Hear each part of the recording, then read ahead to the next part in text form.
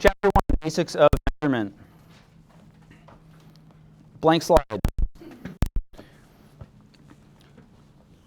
In science, we often work with really small numbers. We often work with really large numbers. And it's kind of annoying to write out zeros for 5 minutes every day. It's too many zeros. We don't want to write all those zeros out. We don't want to write out these huge, huge numbers. We don't want to write out these tiny, tiny, tiny numbers. So we have this scientific notation. Scientific notation is great for writing out large numbers. It's great for writing out small numbers. For writing out normal numbers, we'll often not use scientific notation.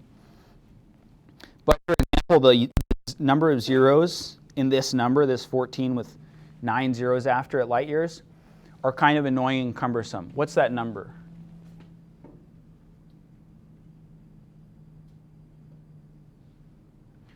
Right? So most of us probably didn't immediately know what that number was, even though we could figure it out, right? So we've got our ones, tens, hundreds, then we get to thousands, millions, billions, 14 billion light years. It takes us a little bit of time because of how big of a number it is. It takes us some time to figure out, okay, what's the number that we're actually looking at?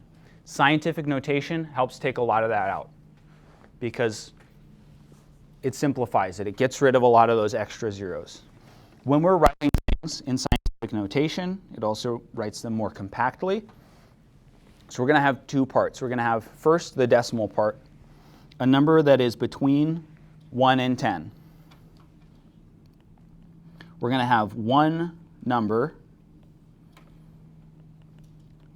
one digit, in front of the decimal.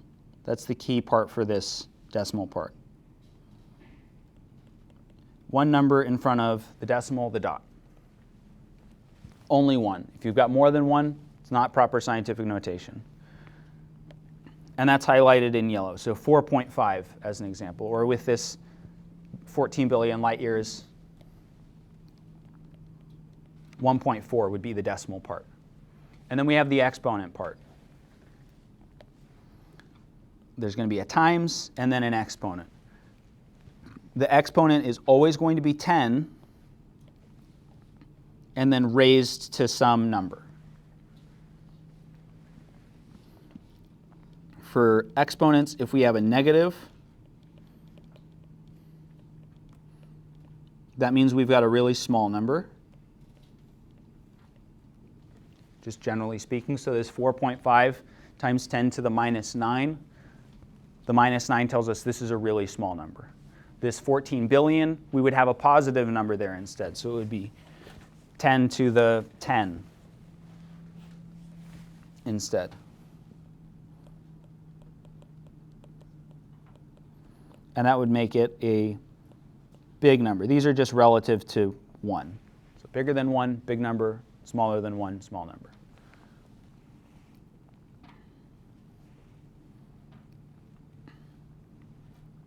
What those exponents mean, in case you've forgotten how exponents work.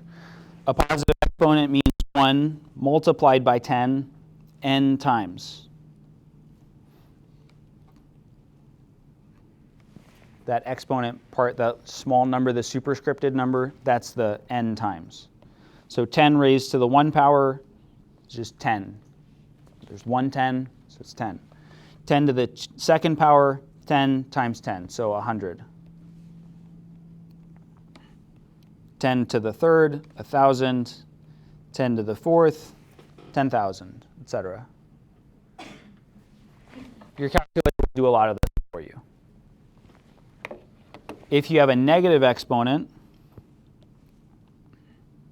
again, the exponent's up there in the top right. The negative, one way of thinking about it is flip it top and bottom, reciprocal it. And that means that we're now dividing by 10, whatever this number is, times. So 10 to the minus 1 is 1/10, or 0.1. 10 to the minus 2, 1 divided by 10 times 10, 0.01, etc. We're typically not going to be doing a lot of the converting out of scientific notation form by hand,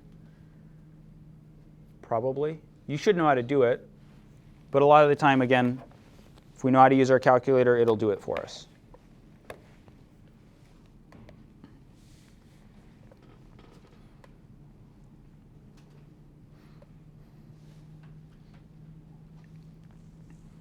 If we want to put a number into scientific notation, we've got some steps. We want to move our decimal point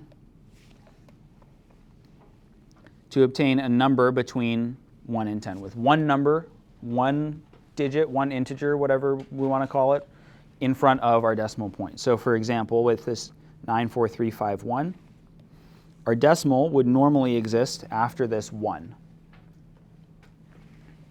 And we're going to move it over until there's only one number, 0 through 9, in front of it.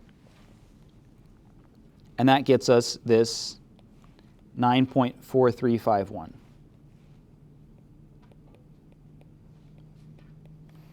That's where that comes from. Or in the case of our other example down here on the bottom right, our decimal is written in because it's a small number. We're going to bump our decimal over till we've got one number in front of it, and we'll rewrite it. So that's the first step. That's getting our decimal part. And then we're going to write multiplied by 10, or x10, and then raised to the number of places that we move that decimal point. So for our example here on the bottom left, we moved it over 1, 2, 3, 4 spots. So we'll have times 10, and is 94,351 a big number or a small number?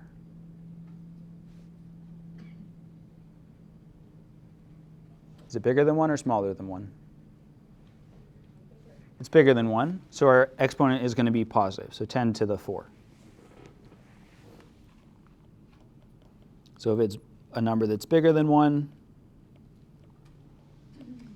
the exponent's positive. If the number is small, aka less than 1, then our exponent will be written as a negative instead. So in our example down here on the bottom right, we moved it over 1, 2, 3, 4 spots again. So times 10, it's a small number, so it's negative 4. Negative exponents for small numbers, positive exponents for big numbers.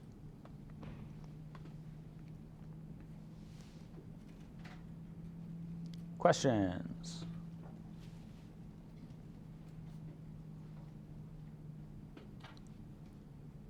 Usually when I'm converting stuff by hand in scientific notation, I either just guess on the number of places I move it over, or I'll run it over one spot at a time as I'm doing it. That's usually the fastest. You could also memorize, if we move the decimal to the left, we get a positive number for our exponent. If we move it to the right, it's a negative number for the exponent.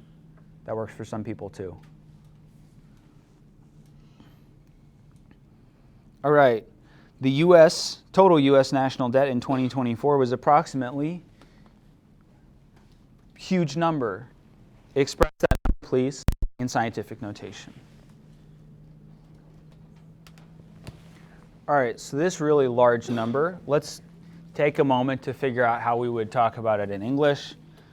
We've got, okay, our thousands, our millions, our billions, our trillions, 35 trillion and $2 billion dues. So in order to turn this into scientific notation, I'm going to rewrite it. This is not strictly necessary. And our decimal, if we were to put a decimal place, would be all the way over here at the end behind all those zeros. And then we're going to scooch it over. Some of you might immediately see where we're going to put the decimal place, which is great. Right, we're going to put it right behind that 3. How many places do we have to move over to get there? More than 4? So what we're going to write, let's drop some of those lagging zeros, those zeros that are behind. This is going to be our decimal part. To get our exponent part, that's the number that goes up in that top right corner of the 10, we got to count over how many spots we moved. So we got 1, 2, 3, 4, 5, 6, 7, 8, 9, 10, 11, 12, 13 spots that we moved it over. Is 35 trillion a large number or a small number? It's a large number. It's an unfathomably large number. And so we're going to give it a positive 13 exponent.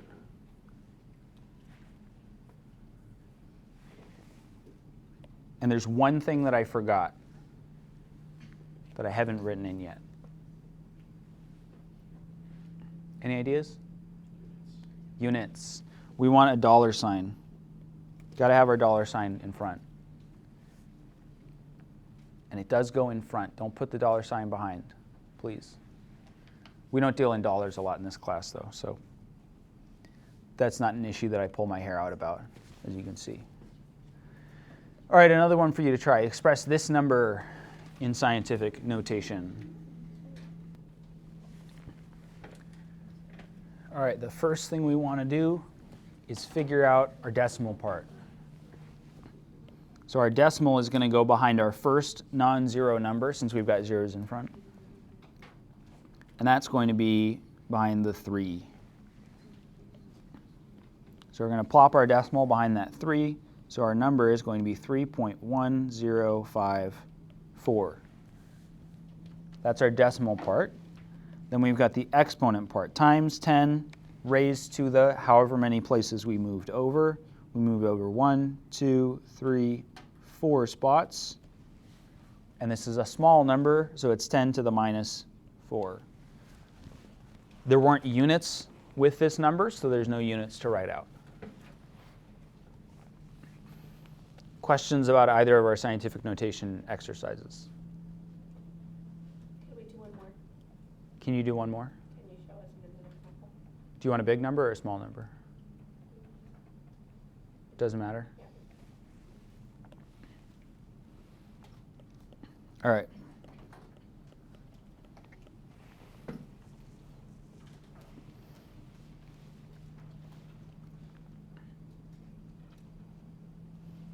So we want to turn this 106,534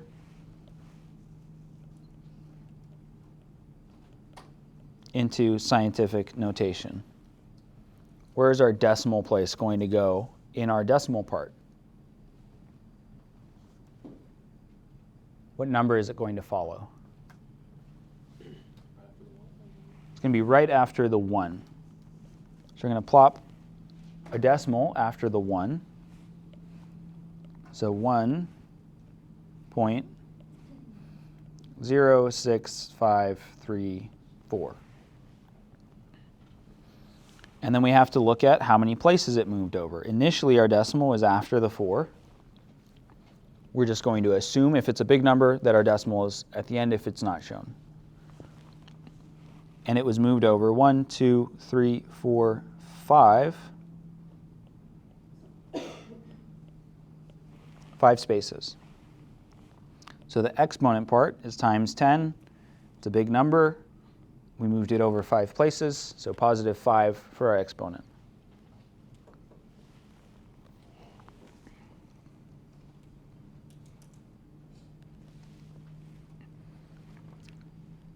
Other questions? All right. We use units in chemistry. It's kind of a big feature of chemistry. I really like units. I think they're cool. Units are also extremely helpful for solving our problems, which we'll be talking about, I think, in this chapter or later. So as an example of a sentence that doesn't have units. When my son was 7, he walked 3, and when he was 4, he could throw his baseball 8 and tell us that his school was 5 away. You, in your brain, probably assumed units onto those numbers. There are no units written, so it does not necessarily mean that it's those units, right? We can assume, we can make a best guess and inference about what those units might be, but because we didn't write them in, we don't know for sure. So for example, You might see this 7. When my son was 7 months, he walked 3 feet. I think that's probably somewhat reasonable for a 7-month-year-old. It might be something worth talking about even. And when he was 4 years old, he could throw his baseball 8 probably feet and tell us that his school was 5 minutes, miles away. Those are numbers that would make sense. They're not written in, so it could be when my son was 7 days, he walked 3 miles. Unlikely. And when he was 4 decades old, he could throw his baseball 8 yards. Kind of short for a 40-year-old, and tell us that his school was 5 hours away.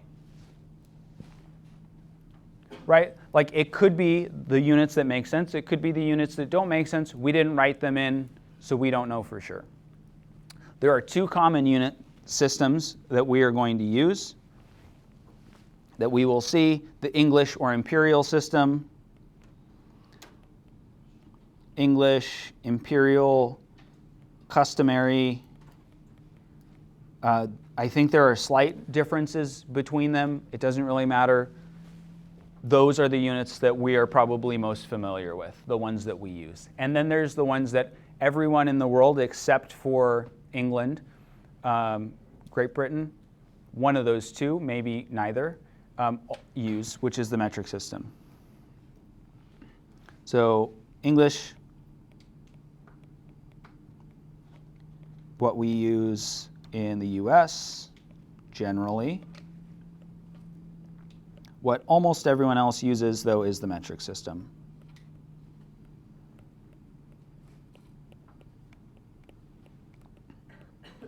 And we're going to talk about some of our basic metric system units as well. Initially, if you've never worked with metric units, it's going to be fairly confusing, perhaps, but there's some kind of rough approximations of the size of those units that you'll learn, hopefully, and then it becomes not so scary. The metric system is important because everyone else uses it. We also typically use metric system units when we're doing science stuff. So scientists use the SI system, the International System of Units. The reason that it's SI units is because it's from the French, and in the French system comes before international. So SI, same as metric.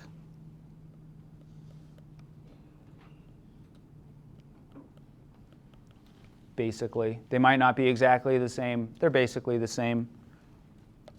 And here's a table from our online book showing some different quantities, things that you can measure, and what the base unit is for that, and then symbols. It'll be important for you to learn symbols, and the important ones are all these top ones. So you should know these symbols.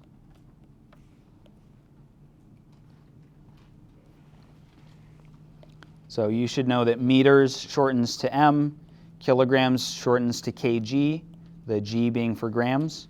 Kelvin is capital K, seconds, the ones that we're used to, same one. S, mole gets shortened to MOL. It's kind of the top 3 that we really need to know for now. The other ones we'll be working with more in the future. You don't necessarily need to know the quantity, but ideally you should know that meters is a unit of length, kilograms is a unit of mass, which is sort of the same as weight. They're not exactly the same, but it's the same idea. It's what you'd see when you step on a scale. Kelvins for temperature, time is seconds. Okay, talking about some of our base units. The meter,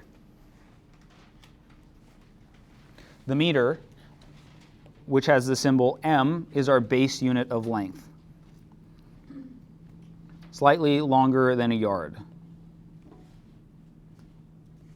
So it's about 3 feet.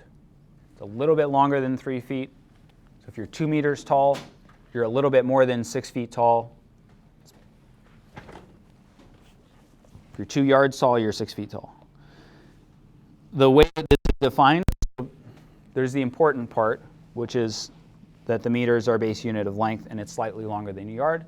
And then there's the flavor text, the stuff that's sort of interesting. So defined in 1983 is the distance that light travels in a vacuum in 1/299,792,458th of a second.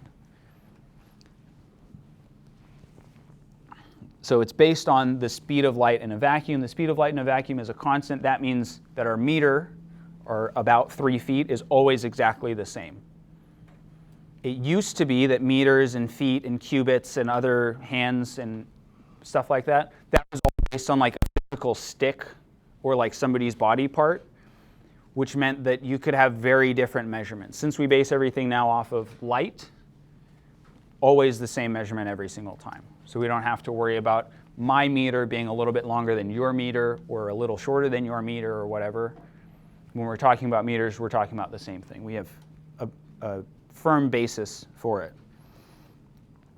Our base unit for mass is the kilogram.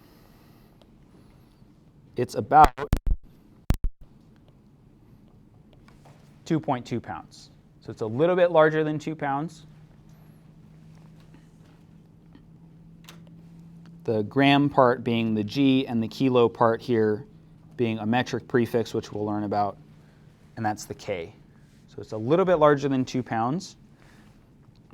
And up until May 20th, 2019, the picture here is what the kilogram was based off of, and also what the pound was based off of, I believe. So there's inside of here, there's a little cylinder of metal. It's 90% platinum, 10% iridium, and everything in the world, all the masses in the world were based off of this little lump of metal.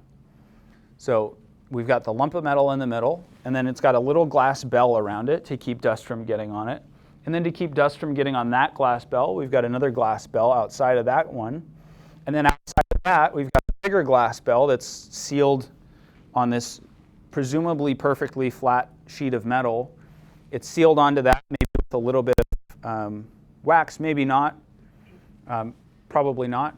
And then at the top, you can see this weird valve thing. That was so that they could vacuum all the air out so that there's even less dust in there, just to make sure that the mass of this little lump of metal doesn't change, because everything in the world was based on how much that lump of metal weighed. Fortunately for us, we switched away from that, because if the mass of that little lump of metal changed, then all of the mass measurements in the rest of the world also changed, at least in theory. I don't know if that was practically how it worked, but in theory, that's how it was supposed to work. And now, the kilogram is still slightly larger than 2 pounds, but it's now based on the Planck constant, which you don't need to know that much about. The important part is that it doesn't change. So that little lump of metal, even under all those layers of protection, the mass would change a little bit. Some of those metal atoms suddenly decided they didn't want to be there anymore. If you accidentally touched it with your bare hand, now there's oil on it, they have to clean it presumably. I'm guessing that never happened. But now we can use a Kibble balance to measure the Planck constant. And the picture here, this is the NIST-4 Kibble balance that measured the Planck constant to within 34 parts per billion, which in a percentage looks like this. So 0.000034%. So it's a very accurate measurement, and it, like, what a piece of equipment. This is like really big, by the way, like several people tall, I think. It's beautiful, I love it. So that's not what it's based on. And again, that's not the important part. The important part for the class is kilogram is our unit of mass, and it's about 2.2 pounds. The about 2.2 pounds is just so that you've got a reference of like what a kilogram's like. Talking about mass versus weight, kilogram is a unit, a measure of mass, which is different from weight. Weight we measure in pounds.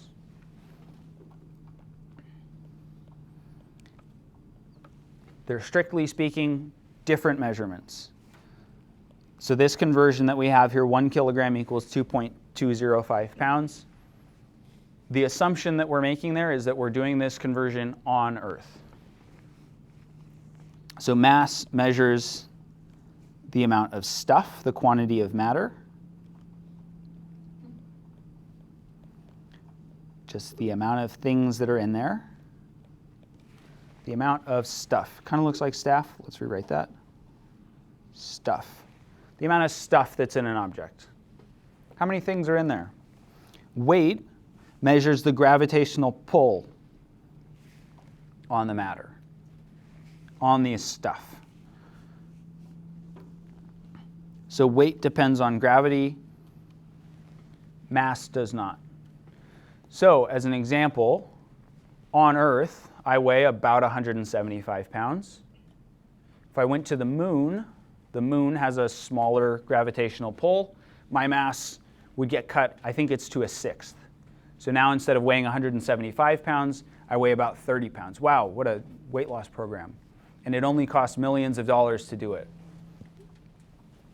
However, if I was able to measure my mass on Earth, it would be about 75, 80, somewhere in there. And on the moon, if I measured my mass, guess what it would be?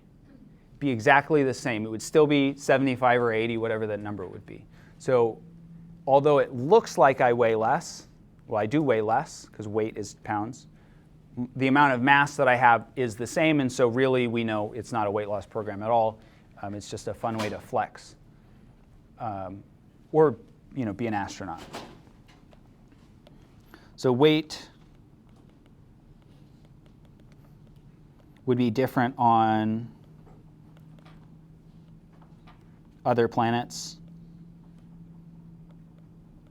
or asteroids or dwarf stars, or not dwarf stars, planetary bodies like Pluto.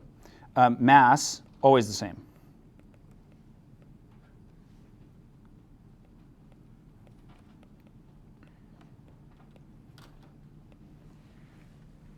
So your mass is going to be the same on Earth as it is on any other planet or any other place.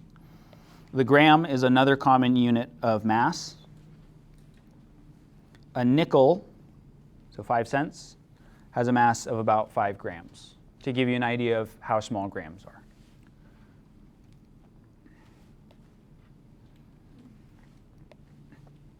And a kilogram is equal to 1,000 grams. It's 1,000 times smaller than a kilogram. 1 gram, very small. Kilogram, about 2.2 pounds. Questions about our units so far?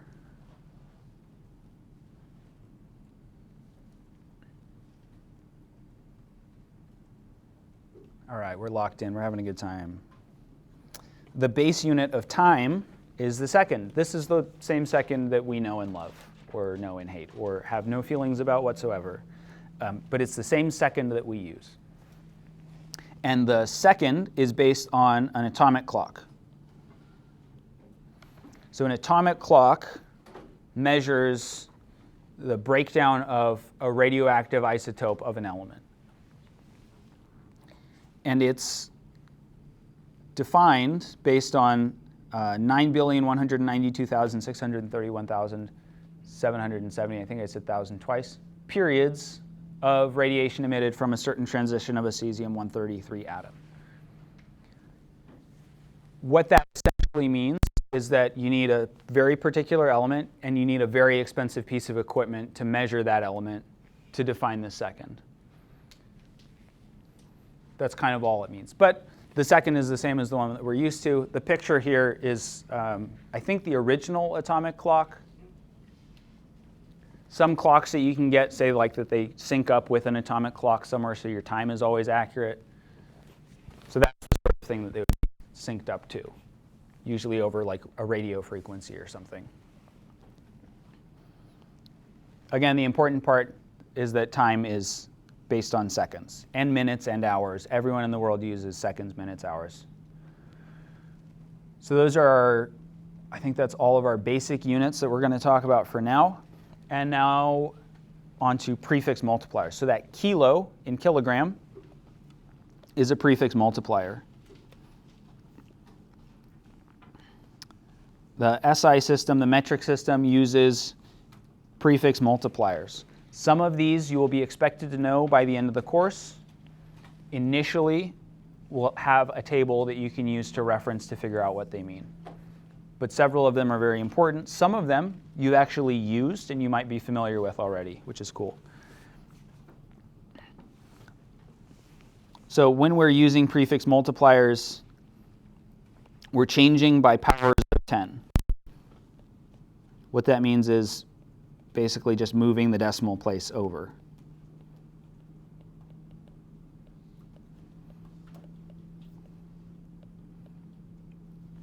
And once you've got a good grip on how many places and which direction we move those decimal places over, you can do these calculations, these conversions between prefix multipliers almost immediately.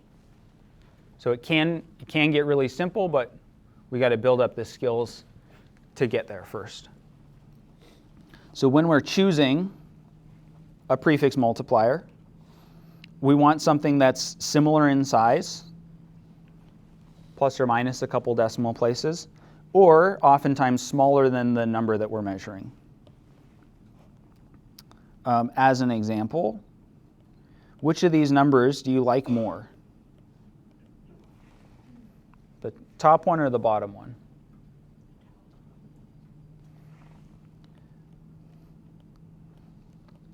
We tend to like numbers that are bigger than 0.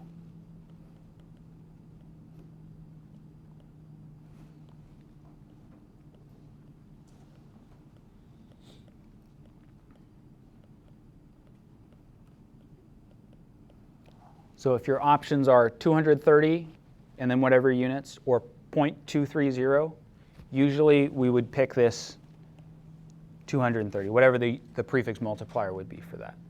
Or if it was like 2.30, we would probably pick that over 0.00230. It doesn't entirely matter. A lot of the time it's a little bit arbitrary. So an example, if we went to a table, we would find kilo. Kilo means 10 to the 3. So we can substitute 10 to the 3. 10 to the 3 is the same as 1,000. That kilo literally means 1,000. So instead of 1 kilometer, can write in 1,000 meters. Get rid of the K and put in the number equivalent of it. So 1 kilometer, 1 kilometer, 1,000 meters.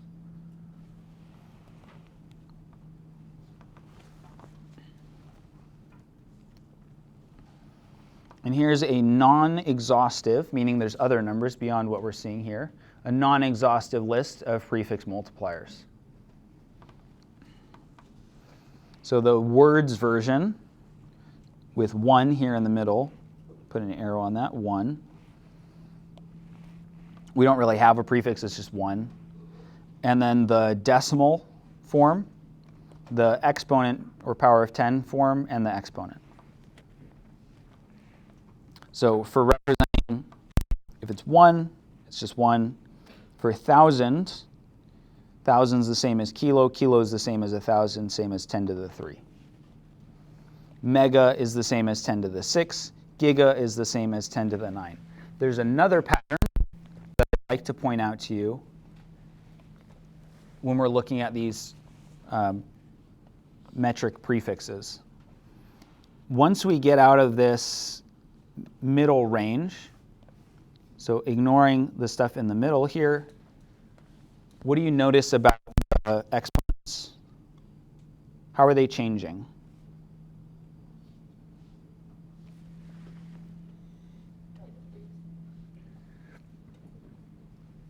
What number are they going up or down by? 3. It's intervals of 3 once we get outside of this middle range. So from kilo to mega to giga to tera to peta, we're increasing by 3. We're moving over 3 decimal places each time. For our small numbers, our milli, micro, nano, pico, femto, we're getting smaller by 3s. So you don't have to memorize quite as much as it looks like. You can know some of these middle ones. Hecto is not important. Deca and deci, I would say, are also not important. So centi and just 1. And then you can sort of remember the order of the other ones and know that they changed by 3.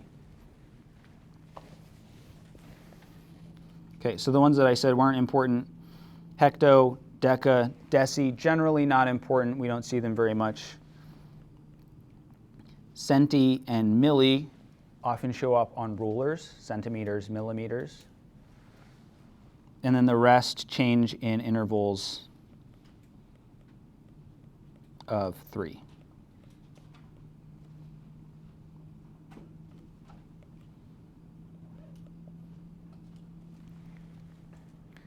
And the ones that you might be familiar with, if you're a little bit older, you might recognize kilo, kilobytes. Or if you're dealing with really small files, kilobytes. Most of you probably, though, megabytes, gigabytes, terabytes, right? Storage in your computer, in your phone, on your drive, your iCloud. Those are the same units that show up when we're talking about data storage. So that's where you might have seen some of those before. The centi and the milli we've seen on rulers probably before. All right, if we want to express the dimensions of a mitochondria, the powerhouse of the cell, which is about 7.5 times 10 to the minus 7 meters in diameter, which of these is the most convenient unit to express those dimensions? So we've got capital M, lowercase m, mu, and n. So what we're going to do is we're going to look at this 10 to the minus 7. We know that we like numbers that are bigger than 0 or bigger than 1, typically. We want a unit, we want a prefix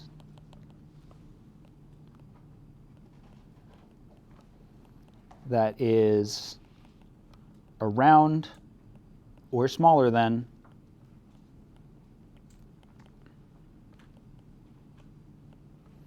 10 to the minus 7. So we're going to go to our table because we haven't memorized these yet. And let's look at our table. We're looking for something that's about the same size or smaller than 10 to the minus 7. So we've got our 0 and things that are smaller. So things that we're looking at are going to be in this range, this 10 to the minus 6, 10 to the minus 9. Those kind of flank 10 to the minus 7. So we're either going to be using micro, which is the Greek symbol mu. I believe it's just mu, or nano, which is n. And those are 10 to the minus 6, 10 to the minus 9. If we express it using micro, 10 to the minus 6, we're going to end up with a number here that's smaller than 1 because the 10 to the minus 6 is smaller than 10 to the minus 7. So typically we would pick this 10 to the minus 9. So we're not going to use millimeters, not going to use megameters. Capitalization is important. And I'm going to choose nanometers for our units. And then the way that we might convert these, we'll talk about later.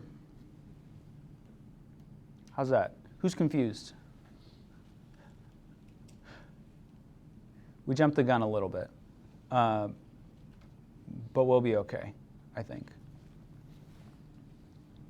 All right, so we would pick nanometers, and what that does for us is it would make our number 750 nanometers, which looks kind of nice. If we did it in micrometers,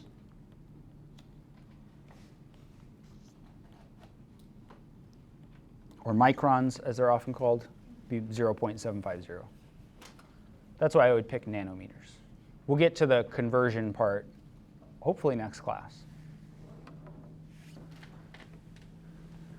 Any last questions before we wrap up?